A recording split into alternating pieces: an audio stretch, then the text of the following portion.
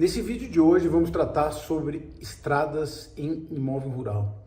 Eu tenho recebido muitas dúvidas a respeito desse assunto, lembrando que existe diferentes tipos de estrada, existe estradas estaduais, estradas municipais, servidores de passagens, e em cada sistema, no georeferenciamento, cada estrada é tratada de uma maneira, no CAR é tratada de outra, no CCIR é tratado de outra forma também. Então, vamos esclarecer esse assunto aqui hoje. E se esse assunto é de seu interesse, se você quer contribuir com o nosso canal, quer nos ajudar a cada vez produzir conteúdos mais relevantes, com melhor qualidade, peço que se inscreva aqui no canal, curta o vídeo, compartilhe. Essa é a sua forma de contribuir para que a gente produza cada vez mais conteúdos melhores, e contribua aí de alguma forma aí para o conhecimento aí de todos vocês. Bom, primeiramente, vamos começar a falar sobre estradas estaduais, federais, municipais, que são estradas que de fato pertencem a um ente público, Essas estradas, para o georeferenciamento, elas devem ser destacadas do perímetro do imóvel, tá? Então eu vou abrir aqui, por exemplo, o QGIS, onde a gente tem aqui um exemplo de uma área, tá? Então a gente tem aqui em vermelho o que representa o perímetro e aqui em azul a faixa de domínio de uma rodovia estadual, tá? Nesse caso, essa estrada, o entendimento aqui para o georeferenciamento é que se trata de um outro imóvel dentro de dois imóveis distintos, mesmo que esse imóvel total ele possua uma única matrícula. Então, esse é o motivo do qual, num pedido de registro do georeferenciamento, irá gerar duas glebas separadas obrigatoriamente, gerando também obrigatoriamente duas novas matrículas, tá? Ou seja, é feito um desmembramento.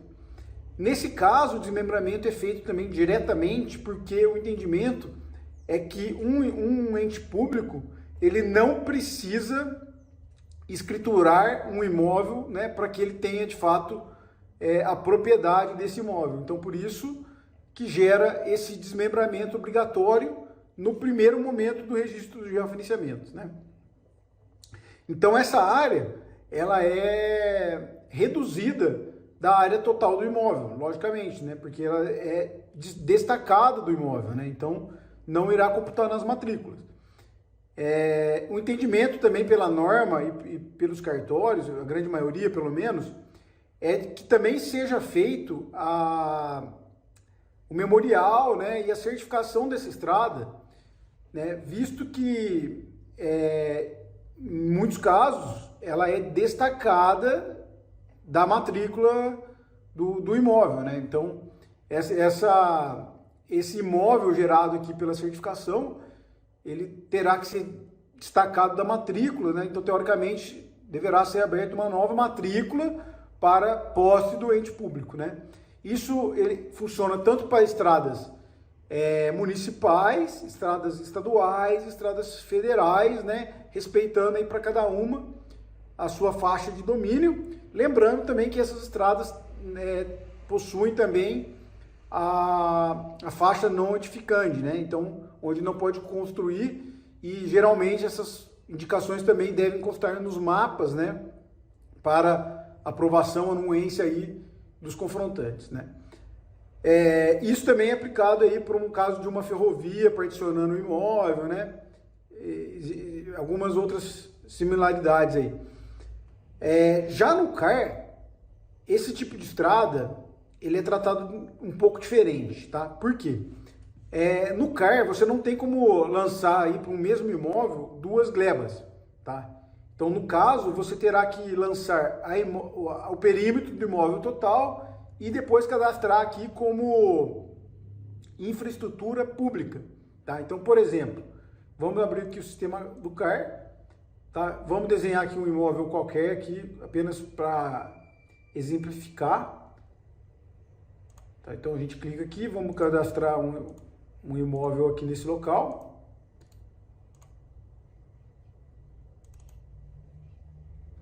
Então aqui a gente gerou o imóvel, tá?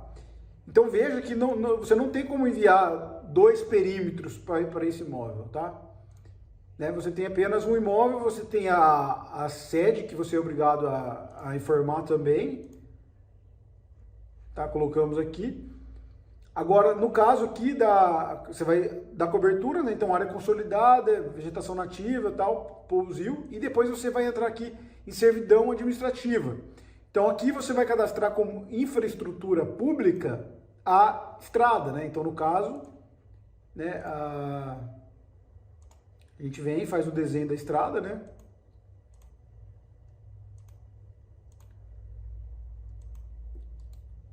A grosso modo, lembrando que é só um exemplo, no caso ele processa e aqui dentro então gerou a área de infraestrutura pública. Quando a gente vem aqui em observar as áreas, observe que a gente tem aqui, ó, infraestrutura pública, 8,30 hectares. Então observe que essa área, ela é deduzida da área total, né, e gerando aqui a área líquida do imóvel. Então a reserva legal, ela será em cima dessa área líquida, tá? Então, né, você acaba tratando dessa forma aqui dentro do CAR, tá? Agora, de forma diferente, a gente tem as servidões de passagem. A servidão de passagem, ela é instituída dentro de um imóvel, né? Então, por exemplo, a gente tem essa estrada aqui, ela é uma servidão de passagem e ela vem para esse imóvel aqui, tá? Então, ela passa por dentro do imóvel serviente. Esse imóvel que recebe a servidão é o imóvel dominante, tá? Então ele que usufrui aí dessa servidão de passagem, e porém essa área ela não é descontada do imóvel, né? No georreferenciamento a gente não precisa nem sequer fazer nada referente a essa área de servidão de passagem, porém para o cartório normalmente é exigido também essa informação aí no mapa e no memorial, tá? Ela passa a ser averbada aí na matrícula do imóvel, tá? Se você tem alguma dificuldade para entender o que são esses documentos que a gente está citando, a gente tem um vídeo aqui no canal que fala sobre esse documento. Dê uma conferida aí em documentos de imóveis rurais, tá? Então, lembrando que a servidão de passagem ela faz parte então de um imóvel, né, do imóvel serviente, e ela deve ser averbada no documento do imóvel serviente. Então, quando o confrontante aqui, que é dominante dessa servidão, for solicitada, por exemplo, a notificação para anuência, é importante que esse confrontante cobre constar essa servidão, né? Para que ele fique documentado em relação a essa utilização aí da servidão, tá? Então, lembrando que se essa servidão aí, ela é feita dentro de um imóvel, essa área não é deduzida do imóvel, né? Não é deduzida, não gera nenhum desmembramento. Então, basicamente, essa é a grande diferença aí entre uma servidão, né, e uma estrada mesmo aí de domínio de um ente público, né? E além de não descontar a questão da área aí da servidão, a gente tem que lembrar também que a servidão ela não é somente servidão de passagem, como é o caso que a gente mencionou. Ela pode ser muitas vezes aí a servidão para uso de água, né? A servidão, por exemplo, que acaba sendo uma servidão de passagem também, mas, por exemplo, passagem de rede elétrica, de rede de energia, essa servidão também ela é muito comum e ela também demanda aí a anuência da concessionária, né, para que possa ser feito a tramitação, o registro do georreferenciamento. Então, áreas como rede aí de alta tensão também devem constar no mapa do georreferenciamento que irá ser feito o registro, tá? Lembrando que deve constar no mapa que vai para o cartório, porém não há que se falar em certificação do georreferenciamento para esse tipo de área, tá? Ela é apenas uma área que tem características específicas dentro do imóvel que está sendo aí georreferenciado, tá? Enquanto que no CAR, ela também irá entrar aqui no campo aqui de servidão administrativa, porém agora como utilidade pública, tá?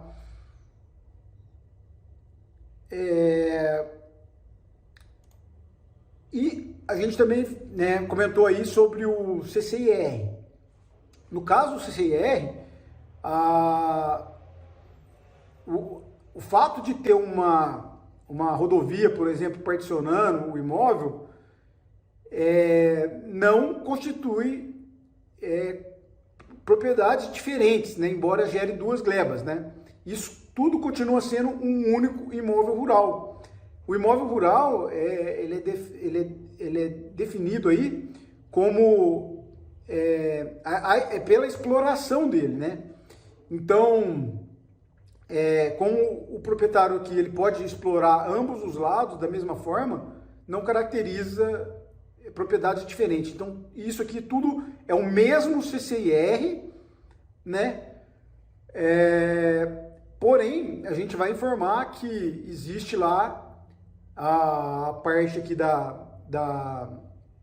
estrada, né? No caso, a gente vai descontar essa área quando a gente informar a área do imóvel para o CCIR, né?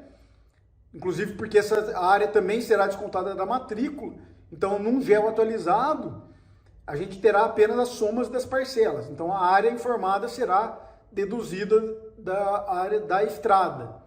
E a servidão de passagem para o CCIR, ela entrará como áreas de benfeitoria. Então, isso continua, tendo área de benfeitoria, você continua computando essas áreas para área uso dentro da propriedade. Isso é muito importante, porque você pode evitar aí uma área ser computada na propriedade como uma área sem utilidade, muitas vezes aí podendo ser até fator aí de caracterizar a propriedade aí como área improdutiva, tá? Então, quando você informa no CCIR que a estrada ela é uma benfeitoria, ela desconta isso aí do que é a área que deve ser explorada, que deve ser utilizada aí como utilidade pública, enfim, né? Caracterizando aí realmente as áreas de produção da propriedade como áreas realmente produtivas. Tá? Então, pessoal, eu acho que assim, esse é o conceito fundamental aí para essas diferenças aí de áreas, né, de rodovias, de áreas de servidão, né? Então, eu espero aí que com essas informações eu tenha agregado aí para vocês um esclarecimento sobre esse tipo de assunto, né? Como eu disse no início do vídeo aí, essas diferenças aí são motivos de algumas confusões, né? Então, eu espero aí ter esclarecido. Agradeço muito aqui para quem chegou até aqui no vídeo. Peço aí que se inscreva no nosso canal, curta o vídeo, compartilhe. Então, um grande abraço e até o próximo vídeo.